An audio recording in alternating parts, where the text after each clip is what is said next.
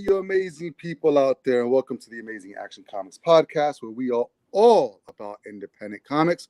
I'm one of your hosts, Angel, with John Pepe. How's it going, Angel? Holy shit, I can't believe I'm about to say this, but Happy New Year. Happy New Year, We're yes. 3 weeks into the year, and it's still just fresh for us. Well, hello there, guys. Yeah, it's been a while since we've been back. I think we were, out just about 2 weeks before Christmas. Yep. And then, scheduled for the new year. So we had a nice little break, allowed us to kind of re-energize. We read a lot last year, a lot of books that come out, and really excited about the upcoming year. Even though it's been kind of dry, as far as like indie books are concerned. Not the weather. The weather's been crazy here on the East Coast. It's been sort of like slim pickings for indies, stuff that we either are interested in or just not enough of stuff coming out. But towards the end of this podcast, we're definitely going to be talking about a certain universe that has been coming alive. That for the sake of argument, I'm loving. John is liking certain parts of it and vomiting at others, which is key. But so welcome to another edition of the Indie Comic Review. As always, we're going to take comics that we probably had over the last 3 weeks. We're going to kind of have a summation of a couple of books that we read, and then kind of keep you abreast on some of the news that's out there as well. That we're really starting to see and kind of excited about. I mean, freaking February is right around the corner, and freaking Thundercats, dude. I was like, there's gonna be 1,000 covers because it's dynamite. Yeah. But when freaking this one particular artist said he was doing cover, I was like, oh fuck, I'm all in now. And I mentioned it to you was yesterday, the day before yesterday, and you were like, who is it? And you could not guess for your life who it was. I should have fucking life for life. When you told me, I was like, oh yeah, of course. I was like, you know what? And I saw the cover that he was doing, and it's a Liefeld cover. So I'm all in. I'm just hoping that the story is going to be good. I mean, solicitations for issue 2 and I think 3 are already out for Thundercats, so I'm excited. And I actually started rewatching the original series because I watched the latest series that was out that I didn't even know was out. Right. It was pretty good. I mean, it's still as close to the origin as possible, but the animation was updated, which was pretty cool. But there's nothing like the old stuff. That opening for the original Thundercats, I could just watch that all day. I could just put it on in the morning for the first 30 seconds, and then it'll make my day. It was that era of 80s cartoons where if you've noticed, because you've rewatched a bunch of stuff recently, I think, right? G.I. Joe, Transformers. Where the all the money and intense animation went into the opening sequences, and then like the main episodes, it was just not as good of animation. So I always remember as a kid, I was like, wow, the opening of Thundercats is amazing. But the inside episode is like, Well, I mean, as a kid, I don't think we thought that way. But as you grow up and you see the differences between the two, because most of that stuff was like, what was it? Anime inspired, right? Yeah. Oh, yeah, yeah. Thundercats, Voltron. And it was all Korean animation houses, Japanese animation houses, but they always jobbed out the opening to the better production company. Yes. Because a lot of, you're on a daily schedule with a lot of these, right? Like a lot of these cartoons were coming out 5 days a week. And, He-Man Masters of the Universe was Filmation. Filmation was known for just reusing footage in episodes. Yeah. I mean, you ever watched, or even just, like I said, like just reusing shots and things like that. Have you ever watched Filmation Star Trek cartoon, which I know you never will? Never. It's literally each episode maybe has 1% new animation. Everything else is just reused. And Star Trek was easy to do, right? Right. But yeah, for some of these shows, they just went all out with the opening because that's what grabs the kids. And then once the kids are in front, they're just watching. They don't care for the rest of it. But yeah, they always gave the opening credits to the better animation studios, and everything else was just quick rush job. Get it out, get it done. Yeah, no, good. So here's the deal. So if anybody who's working at YouTube is watching, this is what you need to do. Because I've been watching all the G.I. Joe rerun stuff on there. There's like a channel that's live that's doing it just plays all cartoons. I think you could do Transformers as well. I even think you could do He-Man and Thundercats. I've been on a kick to want to watch freaking Silverhawks, and they won't put it on there. You got to pay for it. I'm so freaking pissed. So I think I'm gonna have to just cough it up and just freaking. I mean, they even have tiger sharks. Remember tiger sharks? I remember Tiger Sharks. It was awful. I watched the first episode. I was like, "What the fuck is this?" And I remember watching it as a kid, thinking it was awesome. And I was like, "Oh my god!" But I want to watch the Silverhawks, and I was like, I think there was like rumors or talks of a show coming down the line, but I think it's just rumors. It would be cool to have some of that '80s stuff kind of redone. I mean, they did it with the He-Man. I think they have another series that follows the Revelations stuff with Kevin Smith that should be coming out. I think it's already in post production. Revolutions, right? Yeah, Revolutions or Revelations? Well, Revelations was the previous of this.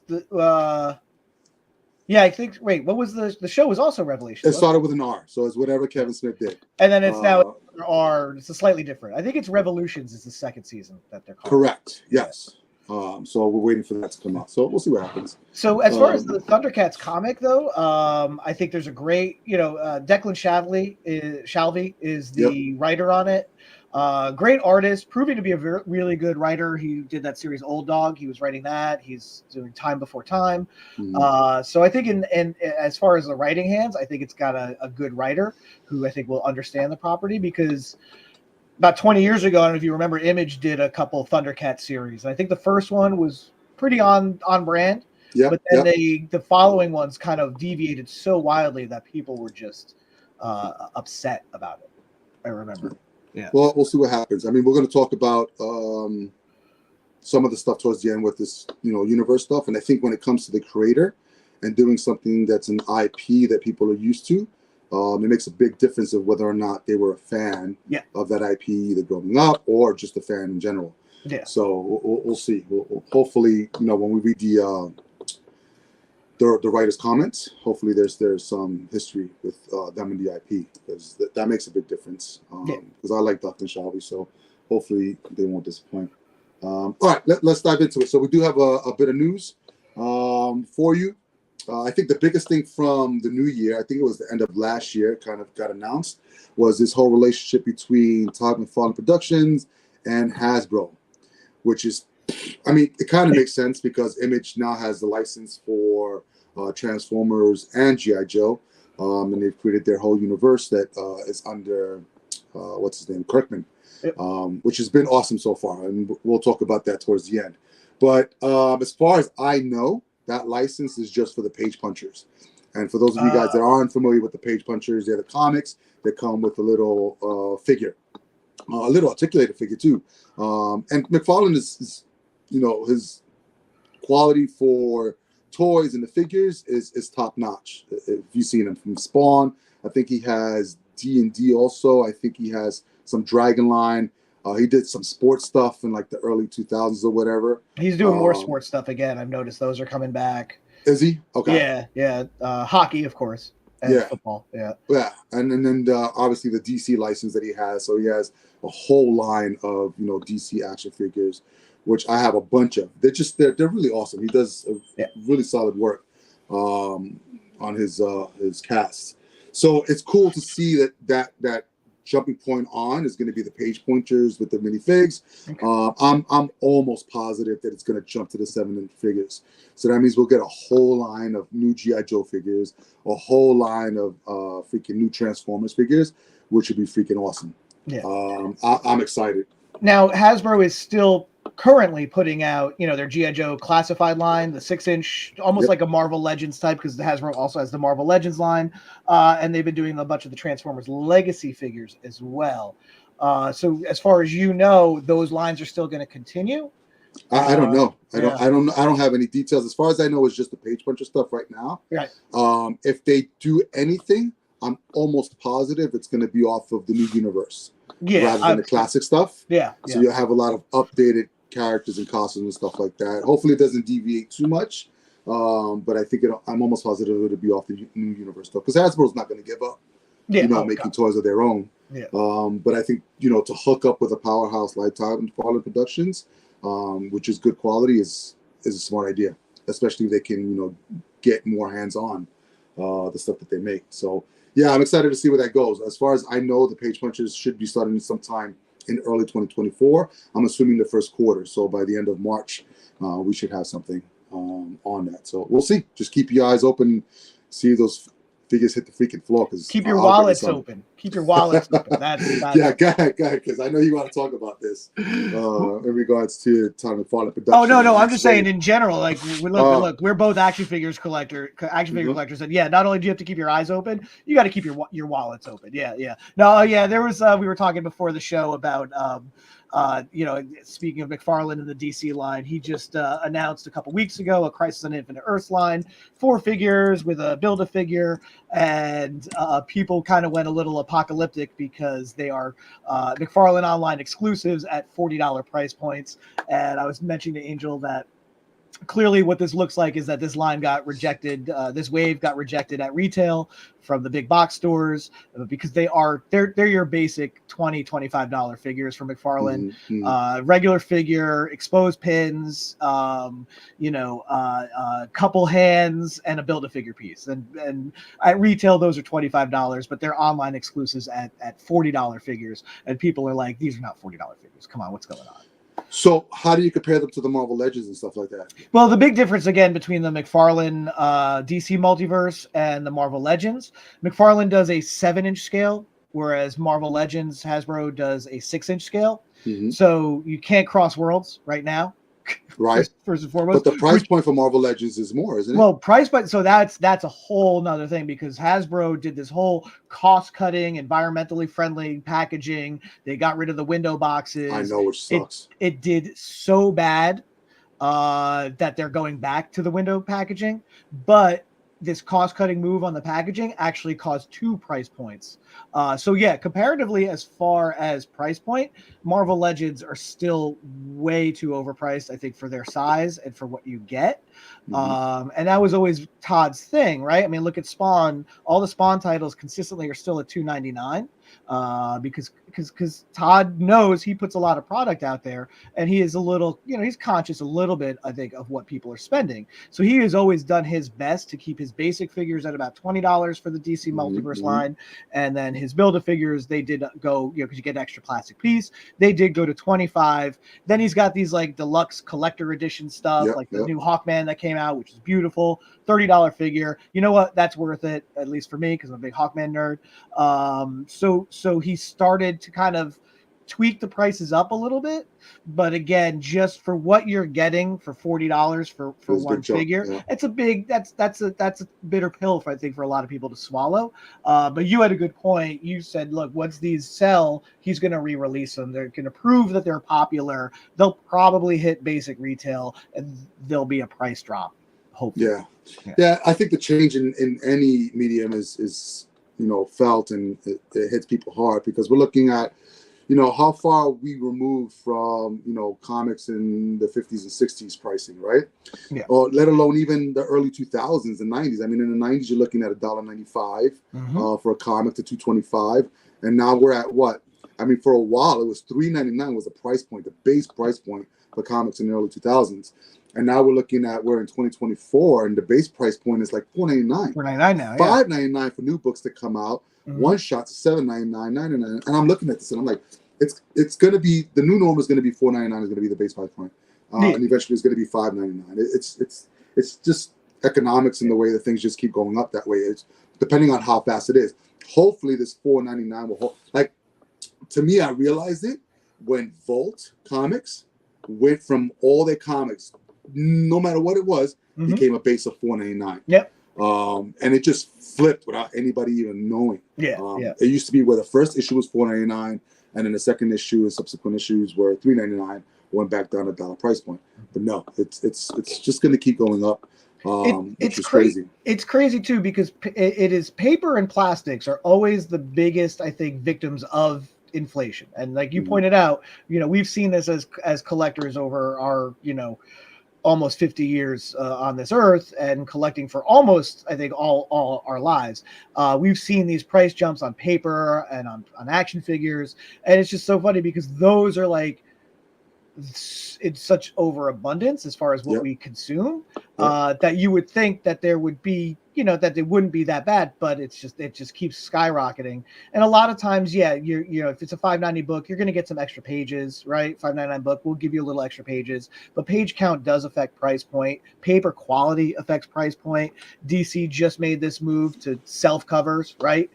Cover stock that's the same as the interior pages, right? Yep. And they'd been doing the thing, you get a cardstock cover and boom, all right, that's $1 up on that cardstock cover. So it's just insane how inflation works, but we've seen this throughout our entire lifetime, but sticker shock does set in every now and then.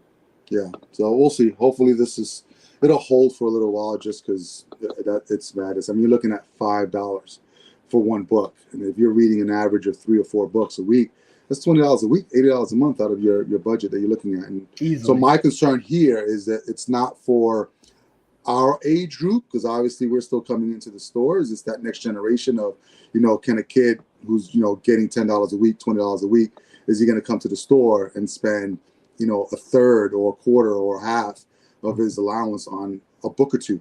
And my fear is that next generation is going to be losing out. And there's other avenues to get material, but we're talking about mainstream indie comics. How do independent comics survive once our generation is above and beyond? It's crazy. But yeah, did you hear about that CGC thing as well? What, the swapping? Holy shit, man! I mean, that's horrible. So hopefully that gets sorted out. So if you guys didn't hear, I think CGC is either under investigation or still going through investigation with people who actually found a way to open up the CGC cases.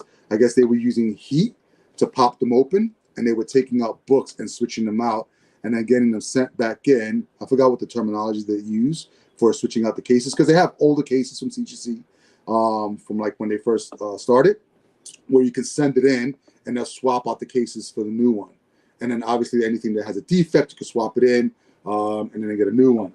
But what they were finding is that people were opening up the cases, switching out a lower grade book for the same, the same title, sending it back in so that they can get recased, and then being able to get it back and selling that lower graded book for that same high price point.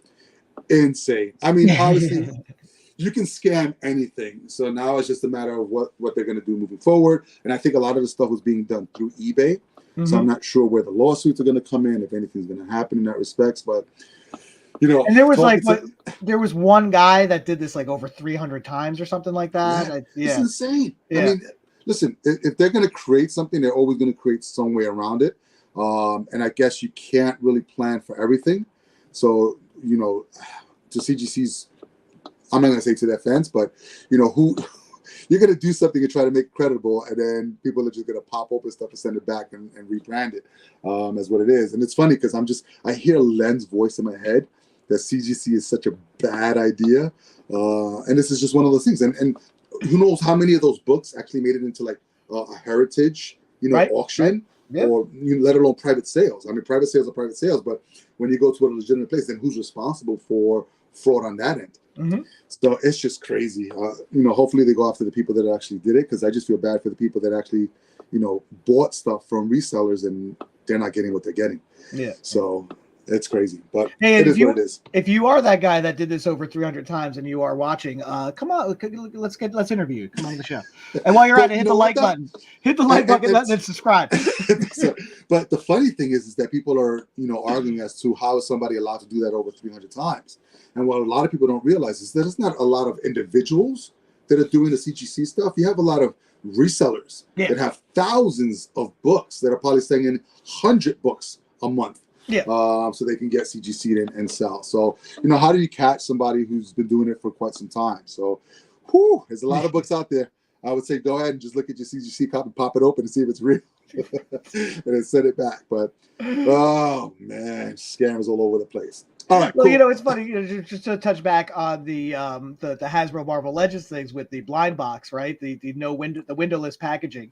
That was a big thing that people were encountering when this first started rolling out. People would buy a figure, they'd open it up, they'd pull out the figure, and then pop in a different figure reseal it, and send it back to the Sell it. store, and it goes back on the shelf. So I wanted a Spider-Man. I open it up, and I get the Wasp from Quantumania in the Spider-Man. So like, yeah, so that's a very similar thing, right? It's crazy. It's just, I mean, you try to do something good, but there's always that, that lower denominator that's just going to take advantage of the process and the system.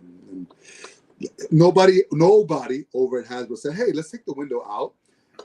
Cost, let's make it cheaper. Nobody thought that anybody would swap out a figure that they can't see. Yeah. Oh, Jesus Christ. All right, cool. So that's what we have for you for the news this week. Hopefully it does get better.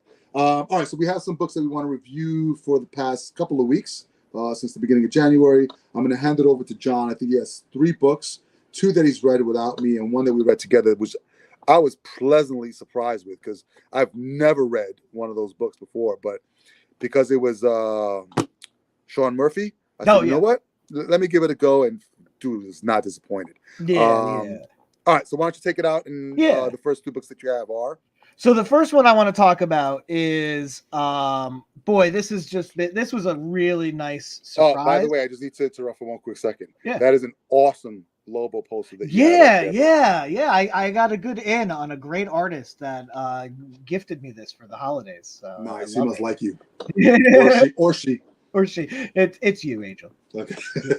you drew that, and I love it. And I have this wall of Angel art coming up now, but I really wanted to showcase this. This is nice, a great piece. I love the detail on it. Man, I look at this a lot under altered states. So so this is a book that is from Boom Studios. Came out 3 weeks ago now, I believe. It is called Pine and Merrimack. And it is written by Kyle Starks and illustrated by Fran Galan, lettered by Pat Brousseau, and edited by John Moisen. And this was like a really nice surprise. So my big thing about this is it is the rare indie book that is not about a post-apocalyptic dystopian future. Doesn't seem to have a whiff of the supernatural or paranormal involved. I consider it like a lighthearted crime noir. The biggest selling point on this book is the character work. Kyle Starks has been one of our favorites over the last couple of years. He did a great 4-issue miniseries with Dark Horse called Where Monsters Lie. He did a great book. Great book. He did I think it was about 10 or so issues of a series he called I Hate This Place, which we also really enjoyed. That was, every page was a different supernatural or paranormal thing or a horror thing happening. He just loaded that book up. And Where Monsters Lie had a great hook. It was about a gated community for serial killers. And Pine and Merrimack is just completely different. And it's just this wonderful surprise with some gorgeous artwork. I'm going to try and just see if I can highlight just some really nice line work that he does there. Great character expressions and just interactions are really good. This Fran Galan is fantastic. Pine and Merrimack is about a woman whose younger sister was kidnapped when she was a child and was later found murdered. This inspired her to go into law enforcement. She hated being a cop. One of her last cases had to do with a UFC fighter whose sparring partner was killed, and she helped solve that case. And in doing so, her and the UFC fighter kind of struck a simpatico chord, and they built a relationship. And she winds up retiring as a cop. He winds up leaving, his UFC world. He retires. They get married. And they open up a detective agency called Pine and Merrimack, but that is not their names. That is a bit in the book. It is actually the location of where their detective agency is. And her big thing with their detective agency is no missing persons, no murders, just infidelities and things like that. But a case comes across their desk having to do with a kidnapped young girl, reminds her of her sister. He says, we don't do missing persons. She goes, we're going to make this exception. And that's sort of how you begin, this story. I don't know how many issues it's going to be, but Like I said, the strength in this book, aside from the art, is the character work. The relationship between the two leads is so endearing. It is so cute, and it is, and yet when they need to be serious and businesslike in their work, that is there as well. And it really reminded me that one of the great things about this medium and stories in general are characters. We come to this, because we like these characters, or we stick with this because we like these characters, whether they're flawed or they're pinnacles of perfection or whatnot. As long as you have solid character work, then your story will be good. And this reminded me, as well as a couple other books, including something from the Big Two a couple weeks ago. I'll just throw it out there: Jonathan Hickman's Ultimate Spider-Man #1. Not a punch thrown in that book, but boy, what great character work! What like really, you pulled the reader in by giving you familiar characters, but with a twist. But there's just some great character work in that book, and this book has some extraordinary character work. So I highly recommend Pine and Merrimack from Boom Studios. Issue 1 still available. Issue 2 should be coming out soon. This is also one of the very few books that I've been able to recommend to people at the store. Everybody who has picked it up has absolutely liked it. And that's almost like 100% success rate on that recommend. It very rarely happens. So I can't stress enough just how great this of a first issue this is. And I hope it really does continue on this level of quality, because this is a really good comic. All right, cool. So I have to go back, and it's not going to be a formal apology to Boom Studios, because we were talking about this before too. I'm a barcode guy, and there isn't any really standardization amongst the comic community on a lot of things, and one of them is the barcode. And it used to piss me off. So if you know anything about the barcodes on the back, you have I think it's 13 numbers. The first 5 are the company number, followed by another, not a prefix, but whatever numbers follow after that. Then the last 5 digits are left to what the comic issue is, the printing, and the cover. So if it's an issue 1, cover 1, first printing, it'll read 00111. However, what Boom wants to do is they go 01011. Yes. And it used to drive me insane. So here's the deal. So at first I thought it was like the audacity that they were going to go beyond 10 issues or whatever it was in that respect. But it's not. It's actually for the amount of covers that they put out. So if you have more than 10 covers, then you slide that digit over. Slide it back. Yep. And now it's a 10, 11, 12, and they read it that way. That's my understanding now. And if that's the understanding that, if Boom has more than 10 covers, then they have that additional digits placement to hold it, then I'm cool with that. That's fine. That makes sense to me. However, if you only have 2 covers, it still doesn't make any fucking sense to me. So whatever it is, it's not Boom. It's not Boom at all. It's me. I got to get over my whatever I have with that barcode issue. I got to just stop watching fucking barcodes. It's crazy. But it's part of your job too. I mean, that's how we identify books and the cover. A lot of the times, and they're not always right. So if we look at the Big Two, DC drives me insane because when they say, like, they'll put both. They'll put whatever the number is on the back, and then they'll have the cover on the front. If this is a B or C or a D, and sometimes it could be a D reading on the actual barcode, but be a C cover. And that drives me just as insane.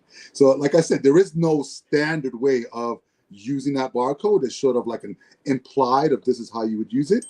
But, when you're trying to teach people, if it's a first printing of a first issue, and then freaking Boom comes along and does what they do, oh, it drives me crazy. All right, that's my rant for this week. All right, next book. All right, so next book is going to be this week's release. So this is from Image, and it is the Ghost Machine one-shot. So we think we talked about this a little bit after Comic-Con. So Ghost Machine, as an imprint with Image, used to be called Mad Ghost, and it is Jeff Johns' baby. Excuse excuse me, Jeff Johns has done a lot of work for the big two, especially DC, and he's definitely known for his character work and his world building and his love of comics. Say what you will about, there's been a lot of talk about who Jeff Johns is as a person. I'm going to take that out of the equation. This guy is a great comic writer. I've always really enjoyed what he's done, what he's put out there. His love of comic history, his love of the medium, it just comes through on every page. So Mad Ghost launched a couple years ago with 2 6-issue miniseries. The first was called Geiger. Second was called Junkyard Joe. There was a Geiger 80-page giant that had some previews of some upcoming stuff. And at that time, everything was sort of in this world, this shared universe called the Unnamed. And there was a real good promise of this world building going on. And then Mad Ghost kind of went away for a little bit. Johns went back to do some work at DC. And then late last year, Mad Ghost came back, rebranded as Ghost Machine. There was a 2-issue Geiger miniseries, a retelling of the origin. So some of it did sort of share, not actual material. The same writer artist Gary Frank doing his usual knockout job on that. But some of the story beats were repeated from the 6-issue in the 2-issue, just to kind of give you a sense of who Geiger was in this world. And then they decided to do this one shot as a preview book for everything coming down the pike from Ghost Machine over the next couple of years. So that being said, much like the 80-page giant, there is actually some repeated material in here because this is now the new preview book as opposed to the Geiger 80-page giant from a couple years ago. So what you get is you get a little preview of Geiger, you get a little preview of Redcoat, which I believe we have already seen, and then you get some character profiles. So it's really cool. Jeff Johns definitely loves like old Who's Who and official Marvel Universe handbook type stuff. So this is chock full of that, as well as some story content. And then you get some new previews of some other titles that are not part of the Unnamed universe. They are their own shared universe. So he's working with a few different continuities and universes in here. There's one that's just family oriented, which includes the Rockefellers, which will be illustrated by Francis Manapul. There's another one that is going to be called Hornsby and Halo. And then there's the what really looks like a kind of like a weird horror supernatural thing called Hyde Street. And Ivan Rice will be illustrating that. And what's kind of neat, what's kind of interesting about what Johns has done is that he has basically had all these writers. Peter Tomasi is coming over to write for this Ghost Machine imprint. But all the artists and the writers that are going to be doing this are going to be exclusive now to Ghost Machine /Image. So once some of these guys finish up their big 2 work, boom, that's it. They're exclusive for Ghost Machine for however long those contracts are.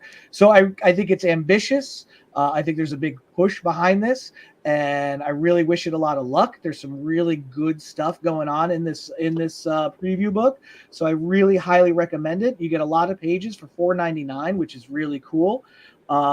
There's a really neat sort of device that you have in here where in a couple of these preview stories, so like in Hyde Street, you have a kid reading a Rockefellers comic book.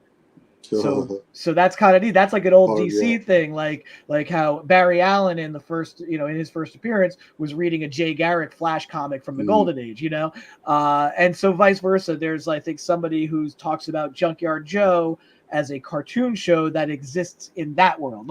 So it's some really neat world building, in not just his Unnamed universe, but how it also connects to these other separate universes.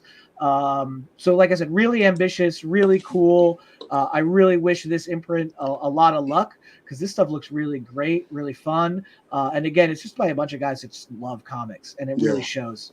Yeah, it's cool. And from what I understand, the stuff that's not related now, because it's supposed to be an all shared universe. Yeah, The yeah. stuff that's not connected now is actually going to connect later on some way. You know, knowing Jeff Johns and knowing what he loves about the DC pantheon and the multiverse and all that stuff, yeah, there's going to be a Ghost Machine Crisis on Infinite Mad Ghost Machine Worlds. Yeah, so there's been a big push, I think, since probably mid to late last year with like these shared universe imprints coming out. I mean, because you always had Millar World, right? So he did the big game, which brought all his characters together into that one book. And you know, we're talking outside of the big two. Yeah. You know, and to do that with an indie imprint, I think is a lot harder, especially because people pick and choose what they want to read. Yeah. If it's not shared from the very beginning. Yeah. If each thing in that, you know, particular, you know, person's forte is different from the other, how do they bring it all together later on? Yeah. AWA has their Resistance universe, which comprises about 8 books right now. Not all AWA stuff is part of that universe, but there's 8 by various creators. You know, J. Michael Straczynski kind of kicked off with Resistance, and like Greg Hurwitz did Knighted, which also takes place in that world, like in that universe. So yeah, you're right. The world building and the shared universe stuff has been very popular again, especially with these independent companies. Yeah.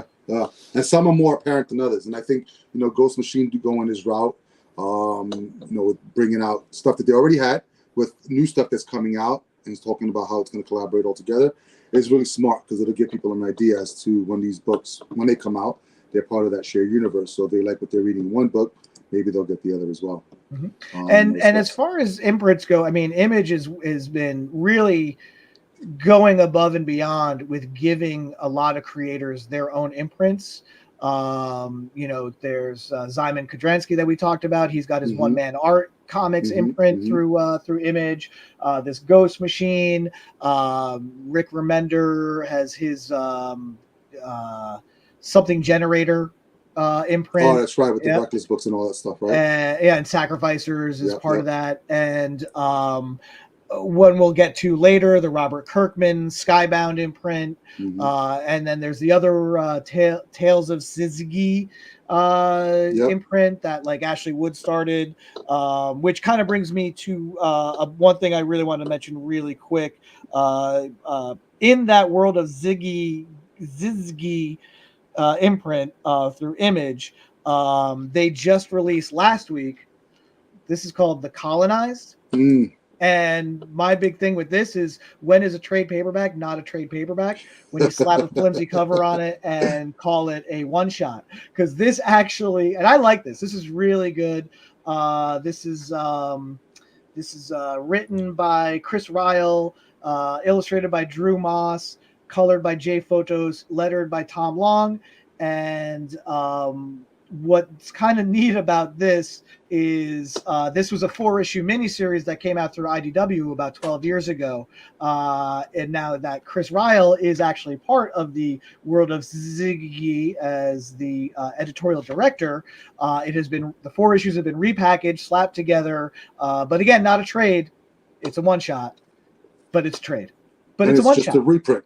It's just a reprint of an old series. You would not be able to tell that from any of the solicitations. It does say in the indicia, and then I had to look it up and see where this came out. But yeah, this is this is billed as in the indicia should say originally printed or originally released. Right. And so, but that's it. Like I said, the synopsis, the solicitation from Image doesn't say it's a reprint of existing material. It just bills it as a one-shot. So, good on them, because it got me to pick it up, because otherwise I never would have seen it. It's cool. It's zombies versus aliens and a bunch of rednecks caught in the middle. So The Colonized. I actually really like it. You get a lot of bang for your buck on this $10. You get 4 comics in one. Again, it's a one-shot. It's a trade. And now because it's 4 comics in one, it doesn't have to be solicited as a facsimile. No, exactly. Yeah, because there's no ads, whatever. That's and funny. Then to your point, it has a standard 12 years markup. have passed. 12 years have passed. So I think when you pass a decade, you can reprint something and not have to say that it's a reprint of something from 10 years ago. And call it new. Yeah. Yeah, call it new. So all good. And now the last one I want to talk about that we're both going to talk about. So we love Sean Gordon Murphy. You might know him. His biggest success, I think, with the mainstream is his Batman White Knight universe, which is Yep. an Elseworldsy type take, his version of how the Batman universe should be, with a lot of nods and references to the animated series, which I thought was really cool. So he's done a ton of stuff with that. He just finished a great 5-issue miniseries with Massive called The Plot Holes, which was phenomenal, really good. Punk Rock Jesus, I think, was the first thing that he did that really put him on the map as an indie creator. And this he had been teasing for a while in the back of Plot Holes, and now it had its Kickstarter, and it is now out with Massive. It is called Zorro, Man of the Dead, and this is a modern updating of the Zorro myth, which is about the Zorro story. I think is probably almost public domain now. It's almost 100 years old, I think, from creation. And if you don't know Zorro, try and find the George Hamilton movie Zorro the Gay Blade from the early 80s. Good luck finding it. You will not. But that is really that was my introduction to Zorro as a kid, that and the cartoon show. Basically, Frank Miller introduced this concept in his Dark Knight Batman Year One stuff, that Zorro was the inspiration for Bruce Wayne to become Batman. Rich guy puts on a mask, goes out at night, fights oppressors, all to help the people. And that is sort of something that has really stuck and has now been baked into the Batman mythos, which I thought was very clever of Frank, because obviously Zorro was an inspiration to Bill Finger and Bob Kane. Bill Finger, who created Batman, and Bob Kane, who happened to be in the room and took the credit for it. Obviously, we're using characters like the Shadow and Zorro as an inspiration for the Bruce Wayne Batman dynamic. This is, like I said, it takes place in the modern day. Again, some really good character work. Your two focuses are this young man and his sister, who, because of an incident that happened when they were young, have been estranged for about 20 years. And he is definitely inspired by the Zorro myth, which, again, when you read this, you'll kind of see how that all falls into play. And he does wind up assuming the role of Zorro right away in this first issue. And I love this. I thought this was done so well. I was a little concerned it was going to, because it was modern, it was going to be a little heavy-handed, but it's really not. Everything is kind of put out there at surface value. There's no hidden political message or anything like that. It's just good, fun comics by a creator who just also puts his heart and soul into everything he does. The line work is so good. The action scenes are perfectly paced. The character work is on point. Just a really great first issue, again, out of the gate, that really grabbed me, and definitely wants me to see. I really want to see where this is going to go, and how far he's going to take this, because, again, that relationship between the brother and the sister, very fascinating, especially with sort of the revelation as to what she's been up to in the 20 years while he's been sort of in this monastery, not talking but learning how to sword fight, which is just a really cool thing. Zorro, Man of the Dead, by the newly rebranded Massive Whatnot Publishing. You have to learn how to know where your camera's at.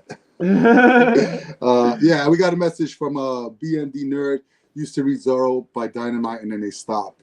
When sales go, they go. Because I think Zorro's public domain, isn't it? That's what I was wondering, if it's on that cusp, or if it already is. It is one of those licenses. Dynamite for a while, they had Zorro, they had Lone Ranger. They were doing some really good stuff with that Lone Ranger title a while back. But these licenses, they bounce around. Great example of that is Conan. If everybody wants to do a Conan book, right, and if you got the money, you could actually put the name Conan on the cover of your book. If you don't have the money, you could take the existing stories by Robert E. Howard that are in public domain, and you could call it, The Sumerian, right, and retell those. But so that's that workaround. But it's these licenses don't ever stay in one place for too long. So I'm really glad that if he did have to scoop up this license, that he did. And again, I think that this is a nice home for it. I wasn't really crazy about the initial output from Whatnot, but the last couple things that I have read under the newly rebranded Massive, specifically the two things that Sean Patrick Murphy are doing, fantastic. You know, well, so, when you have creators that actually know what they're doing, well, I shouldn't say that because that's a horrible statement. You don't think Comic Tom knows what he's doing? Comic Tom, if you're watching, come on for an interview. Hit that like. No, yeah, I'm gonna take it back. It's just, you know, they're honestly, because they came out with a bunch of stuff in the very beginning, and some of it just really fell short. I mean, there were some really good ideas. I just think the final product wasn't as finished as it could be. And then when you compare it to, you know, somebody who's had a long line of work that's been quite successful, you can see even more of the comparison between the two, or the disparity between the two when you're reading. And so, listen, I've never read anything Zorro. My Zorro knowledge is just whatever I've seen as far as like little bits here and there on the TV. I don't think I've ever read anything Zorro at all. I think Antonio Banderas plays Zorro once, right? There was the two they did about 20 years ago. Yeah. Anthony Hopkins. And it's funny, This is very similar because Anthony Hopkins was Zorro. Antonio Banderas was this guy who assumes the role of Zorro. Right. I never saw those.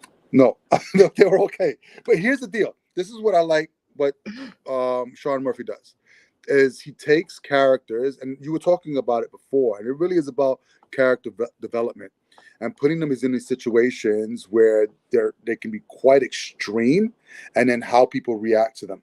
And I love the fact that it's a brother and a sister, where it both happened to them, this particular thing. I don't want to give away too much because it actually is really good, and how they both reacted to that situation. To me, this Zorro is borderline on sort of like the crazy side, because he hasn't spoken at all since that incident. And all of a sudden, his first words when he sees his sister for the first time is put on him. Like, I think he's fucking crazy. Oh, 100%. Yeah. Not crazy in the sense where he's like clinically crazy. I think he's not dealt with what's happened to him in the past. And now he's going to go forth, you know, in this sort of like costume that is somebody who can deal with the trauma that he can't as a little boy. And that to me spoke fucking words. Like, whether he meant that or not, that's the message that I walked away with. That this kid saw something sort of like Bruce Wayne when they were young. How do you deal with that fucking trauma? And you damaged him. Click that off, and then you put on another persona and go out there and do something else. The only difference here is he has his sister who's been doing some fucking crazy shit for the last 20 years. And when they meet up together, and all of a sudden it was really good. Mm-hmm. So I'm kind of excited. I don't know if it's a mini. I'm almost positive it's a mini because it is from Whatnot or Massive. But if it goes 6 issues and he has a full, well-rounded story, I'm in. Yeah. If you don't know Zorro, or if you do know Zorro, definitely worth picking up just for that masterclass of character development and being able to draw you in the fucking first issue of an IP that has existed for a really long time. So yeah, if you can get your hands on it, definitely get your hands in it. I picked it up because it was a freaking Bermejo cover. Yeah, I had no intentions of reading that shit, and then I opened it up, and whew. And there's that Bermejo cover was great. A couple of the covers did this. There is that promise of modern day Zorro riding a motorcycle and not a black horse, and I can't wait to see that. The other thing that I really loved is that Sean Patrick Murphy he loves Zorro because he put in little references to previous versions of Zorro, including the fact that the caretaker of the young boy is named Antonio. And I think that's sort of like a great nod there. So I'm really Sean Gordon Murphy. I said Patrick Murphy.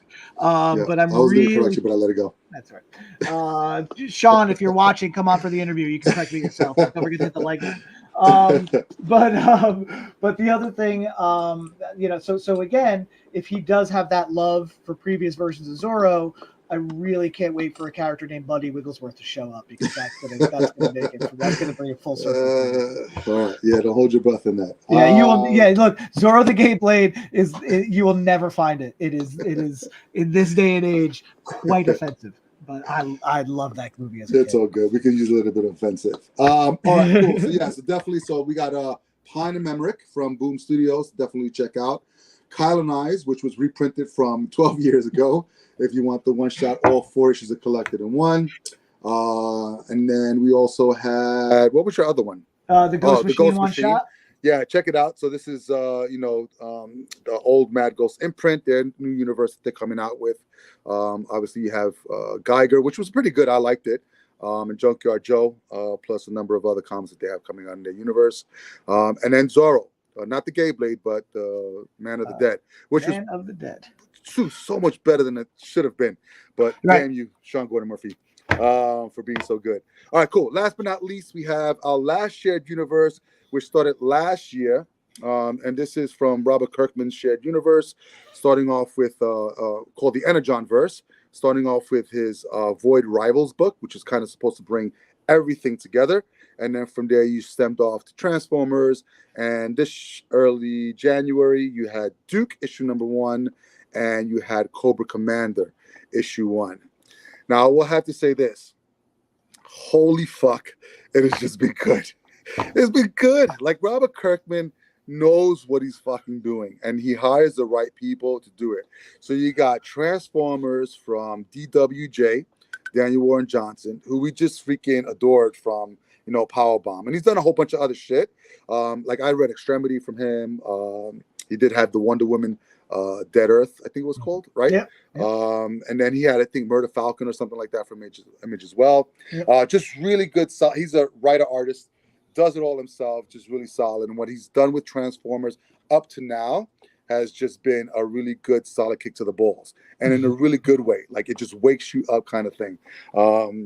There's trauma in it. There's this human relationship or humanize the relationship between the humans, and then sort of like these robots coming down and what he's been able to do with them in these little moments, in these little like frames, or in these little just moments of being able to take Optimus Prime and almost humanize him in a sense, and then having those relationships. Just you want people to hold on for another issue, but they're gone, and they're just gone. They're not coming back probably. Some don't even get a chance to do anything. They're just gone in that moment on the floor, which is crazy. But go ahead. Oh, I was going to say, so, I got to say that for Daniel Warren Johnson, like you were mentioning, we talked a little bit about, like, you got creators who love these properties they're working on, right? So we talked about Sean Patrick Murphy clearly loves Zorro. Daniel Warren Johnson clearly loves Transformers. And on the surface, you look at this book and you're like, well, this is just, he must have, before he wrote and drew this, he must have taken his old vintage Transformers figures and just beat them up and pop around. And then it was like, okay, I'm going to draw it that way. Yep. But the other thing that was really cool in this Transformers was he's coming off of Do a Powerbomb. And he explains in his text pages in the Do a Powerbomb, he was never a fan of professional wrestling. He wound up, kind of stumbling into this and fell in love with professional wrestling. And now that carries over into Transformers, because what the first thing that Optimus Prime does to one of the Decepticons is a suplex. Like, he's using wrestling moves in the Transformers book. And so it's combining an old love with a new discovery, right? And I just love that he did that. And that's, I think, one of the things that really makes those work. Those character moments you were saying, like the beginning of issue 2, where Optimus Prime is like, look at this beautiful world. It's so different from my world. And, where he explains, like, well, where I come from, if I step on the ground, I don't leave a footprint. Like, it's just really cool details in there. It is. And so I think what's going on with this particular universe, and that this was the thing that I was kind of worried about, is that you have a whole bunch of these books coming out kind of like simultaneously, and whether or not it was going to be like a slow drip, or was it going to be too fast and too confusing for readers to follow, in that respect. And I think right now the pacing is spot on. I mean, we started in November of last year, October with Void Rivals, kind of setting up this makeshift world that didn't exist before, and then having Jetfire be the first freaking Decepticon Autobot to show up, and then who doesn't know what's going on, like it just takes off, and all of a sudden we're left back in this world for another issue or two, and then we got Transformers 1 coming out, taking off right where Jetfire is coming into Earth to freaking meet up with these guys. And then, all right, so we have that, for a couple months, and all of a sudden Duke comes out, and we've got some really great old backstory written by Joshua Williamson. And I know he's a hit or a miss for you. Yeah. I like him. Yeah. He's done some really great stuff.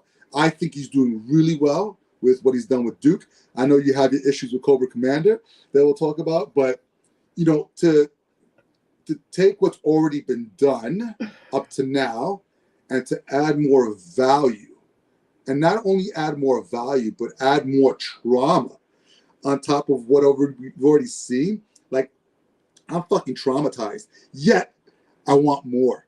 Mm-hmm. Like the stuff that's happened to Duke in his first issue to make him the way that he is right now is awesome. It's awesome because you're taking a man who's gone through some shit, breaking him down, and then obviously going to build him back up for whatever big thing is going to happen. Yeah, Duke is predicated on one almost you would think almost a throwaway scene in Transformers issue 2, where it's not until that last panel of that scene that you see the name tag, and you're like, oh, okay, I see what's going to happen here. And so something very traumatizing happens to Clayton Abernathy, codename Duke, in that issue 2. And then this issue is all predicated about how he was once the best of the best and always kept himself, sharp and clean and, perfectly pressed, whatever. He was the perfect soldier. And then this incident happens and it just messes him up. He can't even keep himself together. Like he looks slovenly now in his dress nines and whatnot. And that's a big point about it. And he realizes that there is something going on that he needs to go AWOL and confront. And then the way you start to see how they're going to build this G.I. Joe team, not just in response to the arrival of these transforming robots, but also to Duke going AWOL. And you get all these really great nods to classic G.I. Joe continuity, like the Mars Corporation and, the little hint of Destro there and all that stuff. And so I really loved this first issue. I loved the art by Tom Riley. Just everything in this first issue of Duke really grabbed me. And when I was growing up heavily into G.I. Joe, I was more comics than the cartoon. So for me, Duke was never really the leader. It was General Hawk, because that's what was established in the comics that Larry Hama was writing, which were very different. They did bring Hawk into the cartoon, but Duke was always the trademarked leader character for the rest of the world for G.I. Joe. If you were only watching the cartoon, it was all Duke all the time. And I was never that big of a fan of Duke. I love this book. I love this version of this character. I can't wait to see how this miniseries wraps up and then where it goes from here as far as the forming of G.I. Joe in this world. This was such a great, great book. And that's an important thing to remember as well, is that the G.I. Joe Real American Hero comic is still coming out, and that's Larry Hama and his team.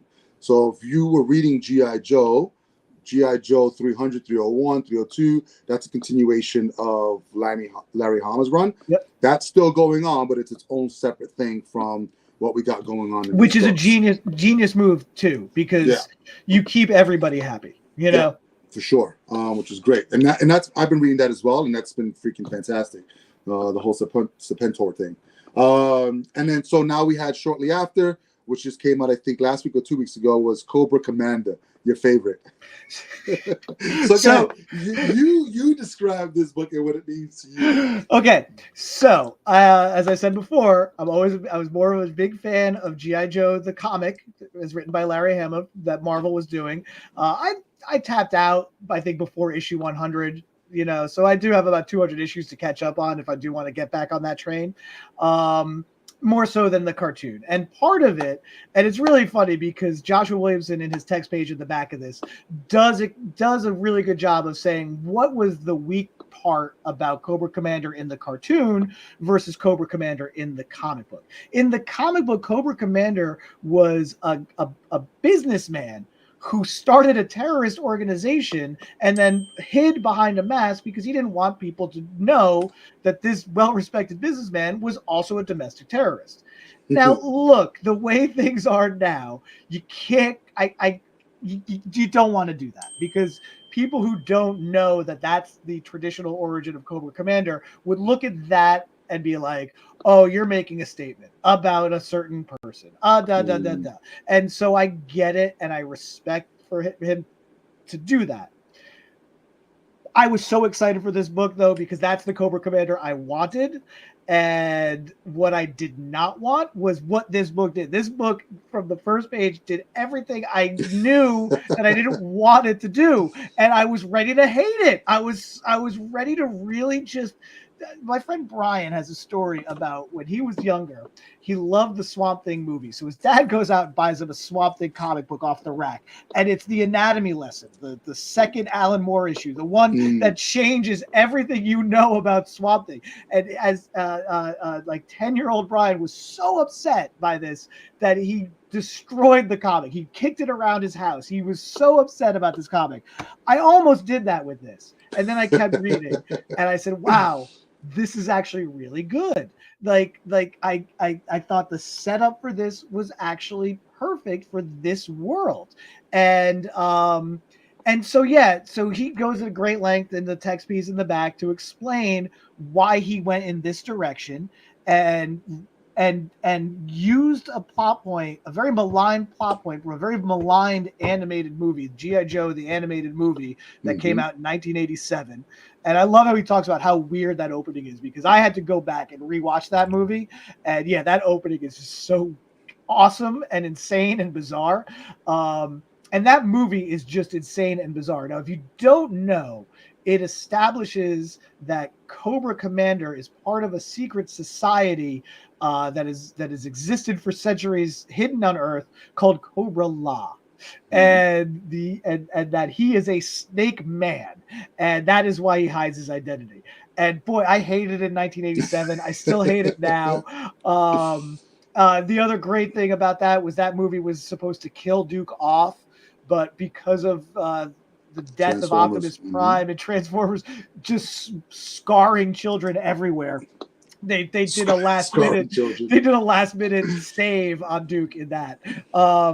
But boy, yeah, this was just really cool. He takes a ridiculous concept, he makes it work, he ties it into the rest of the Energon universe so that this Energon energy power is the thing that now everybody is going to be trying to get for the preservation of whether it's their secret snake society or the advancement of the special ops US government. Like that's what everybody's going to be going after.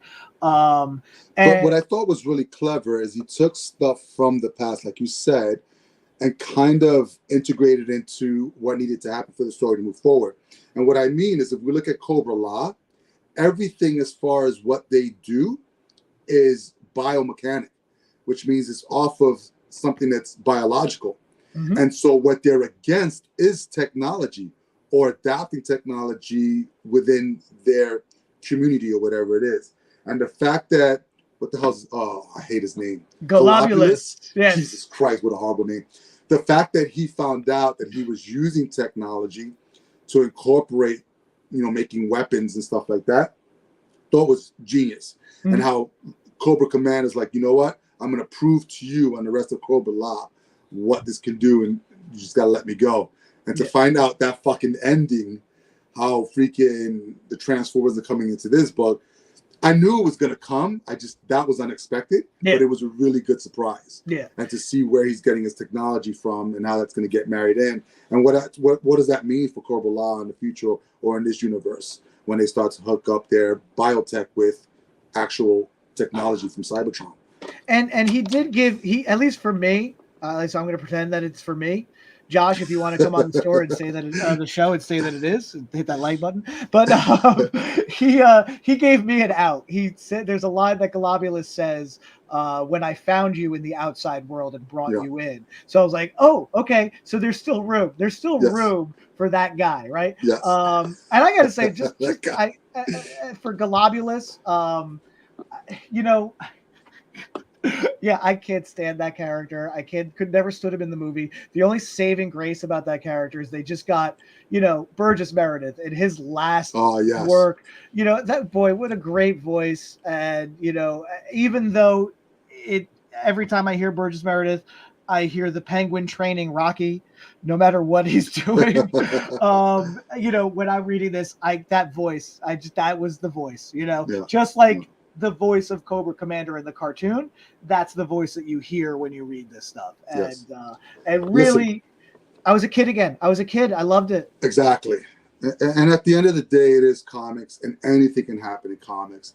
And the fact that for a moment, both these guys had moments in their comics where you felt sort of like the pressure of the moment. You felt sort of like that trauma of the moment. And if you can do that while I'm reading something that doesn't fucking exist, that cannot exist in our reality, then you've done your job. So, kudos to Joshua Williamson and Darren Warren Johnson for taking stuff that we love, not shitting on it, putting another spin on it, and then producing something that's really good. And kudos to Robert Kirkman. So if you want to come on and talk Anna John verse, we love hit the like button, and we love to have you on, because what you did to take two properties to kind of bring them together with something that you're doing on your own. It's hard to do to begin with, but there's some solid stuff here, and I'm really looking forward to where it's going to go. And these are both minis, right? Before they're G.I. both Joe minis comes out. leading into, I think, the new G.I. Joe in this. I think it's going to be called Codename G.I. Joe to differentiate it from the other one. From a Real American Hero. The other thing I do want to point out are the artist choices. You have Tom Riley doing Duke, Andrea Milana doing Cobra Commander, and each one suits the world perfectly because Tom Riley's art is clean, precise, like a military operation. Andrea Milana's line work is much more scratchy, much more weird, much more mysterious, which really fits into the Cobra La aesthetic. Things look organic. So great artist choices to have two radically different artists do both of these books. Look, Cobra Commander #1. I'm gonna give it 10 out of 10. Yes. All right, guys. If you haven't had a chance to catch up on the Anna John verse stuff, definitely do so. Especially if you are a G.I. Joe fan, Transformers, or if you're not. I mean, if you're a Robert Kirkman fan, or if you're just a fan of freaking comics, of really good stuff, want to read something different. This just it hits at the heartstrings.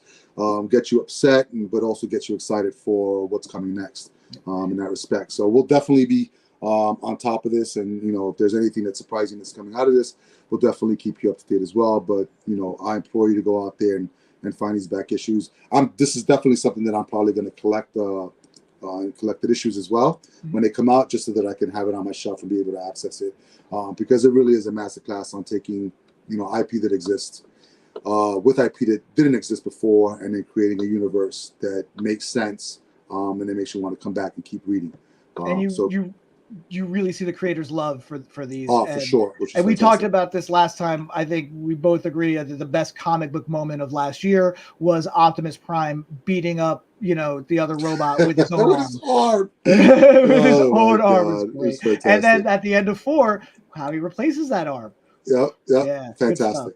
Yeah. All right, cool, guys. So this is what we got for you this week. Last bit of business before we go is next Thursday, officially volume 2 of Project Shadow Breed. Issue #1 is going up on campaign.